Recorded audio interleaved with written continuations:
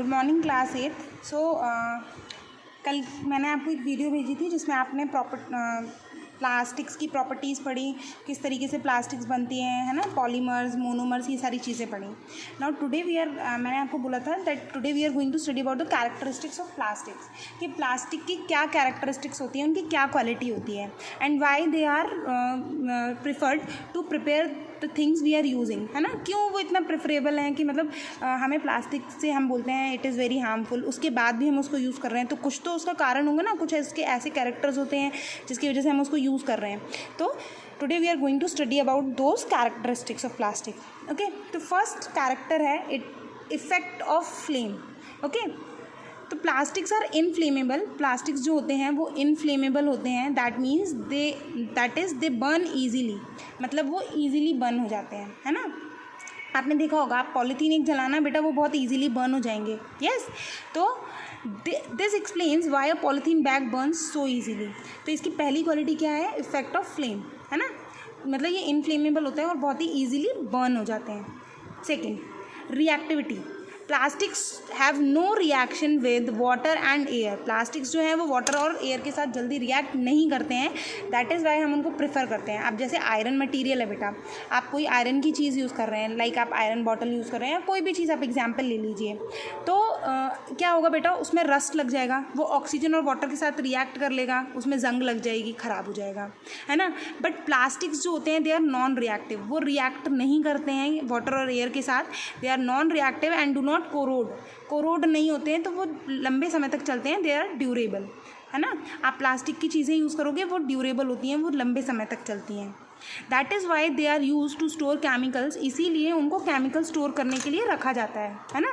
Chemicals और दूसरे materials, आपके घरों में भी प्लास्टिक के कंटेनर्स यूज़ किए जाते होंगे ना, आटा वगैरह सब रखने के लिए प्लास्टिक के कंटेनर्स यूज़ किए जाते होंगे, क्यों, क्योंकि ये लंबे समय तक चलते हैं और ये रिएक्ट नहीं करते हैं। Now next is thermal conductivity. Thermal conductivity का मतलब है कि ये हीट को कंडक्ट करते हैं या नहीं करते हैं। तो बेटा प्लास्टिक्स जो होते हैं they are poor conductor of heat, मतलब ये हीट को कंडक्ट नहीं करते हैं। हीट को कंडक्ट करने का मतलब है, जैसे आप बेटा कोई लोहे का चमचा है, आप वो यूज़ कर रहे हैं, है ना, तो अगर आप उसको गैस पे रखेंगे, आप उसका सिर्फ पहला वाला बटन, मान लो आप, मैं आपको एक एग्जांपल देती हूँ, आपने एक आयरन स्केल ली और आप उसका सिर्फ कॉर्नर जो है वो अगर हीट मतलब आग पर रखेंगे, तो बेटा कुछ समय बाद जो पूरी स्केल है वो गर्म हो जाएगी, है ना, गर्म हो जाएगी, क्योंकि वो हीट को कंडक्ट कर रही है, हीट को पास होने दे रही है। लाइक जैसे ये कोई स्केल है, ये आपकी आयरन स्केल है, तो अगर आप यहाँ से उसको हीट अप कर रहे हो तो कुछ टाइम बाद जो स्केल है ये पूरी यहाँ तक गर्म हो जाएगी, क्योंकि बेटा यहाँ क्या होता है, हीट ये कंडक्ट करता है, तो हीट ट्रांसफ़र हो जाती है, मतलब जो यहाँ हीट थी वो आगे बढ़ जाएगी, ठीक है, और वो हीट यहाँ आ जाएगी और यहाँ पे और हीट आ जाएगी, तो हीट यहाँ पे कंडक्ट करता है ये। लेकिन जो प्लास्टिक्स होती है they do not conduct heat, ये हीट को कंडक्ट नहीं करते हैं। आप देखना प्लास्टिक की जो चीज़ है वो जल्दी गर्म नहीं होगी, है ना, इसीलिए इनको इंसुलेटिंग मटेरियल की तरह यूज़ किया जाता है। जो वायर्स होते हैं, आपके घरों में वायर्स रहते हैं, उनके ऊपर प्लास्टिक रहता है ना बेटा, और जो आपके यूटेंसिल्स होते हैं, बर्तन होते हैं, कुकर है, फ्राई पैन्स हैं, उनमें प्लास्टिक का यूज़ किया जाता है, क्योंकि वो बैड कंडक्टर ऑफ हीट है और हीट कंडक्ट नहीं करेंगे तो हैंडल्स जो हैं वो गर्म नहीं होंगे, तो आप इसको इजीली पकड़ सकते हैं। Okay, therefore they are use to make handles of cooking utensils and as insulating wool used in refrigerators to prevent heat from outside to enter inside, ठीक है, इसलिए उनको इंसुलेटिंग मटेरियल की तरह यूज़ किया जाता है।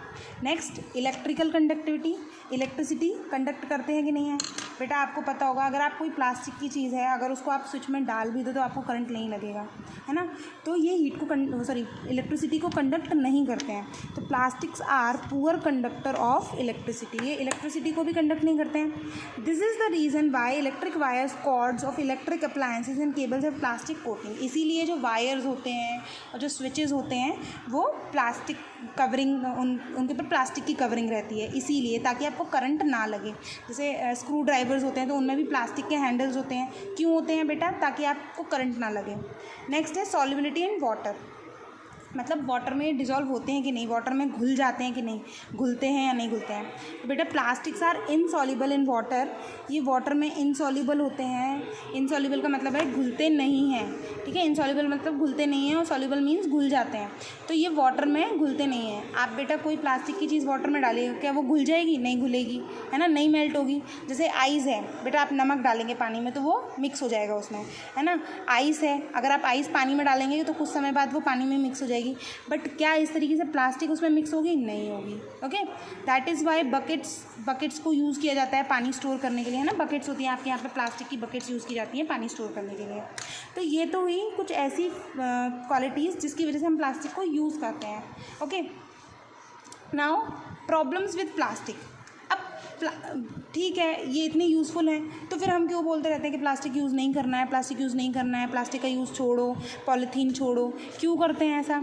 तो कुछ तो प्रॉब्लम्स होंगी ना। इसीलिए बेटा कोई भी चीज़ होती है उसके अगर एडवांटेजेस होते हैं तो उसको डिसएडवांटेजेस भी होते हैं। Now what are the problems with plastic, plastic के साथ क्या प्रॉब्लम है, हम बोल रहे हैं कि नहीं यूज़ करना है, ठीक है। तो ये चीज़ हम पढ़ेंगे कल। ओके, ये टॉपिक प्रॉब्लम्स विद प्लास्टिक हम कल पढ़ेंगे। Okay, thank you.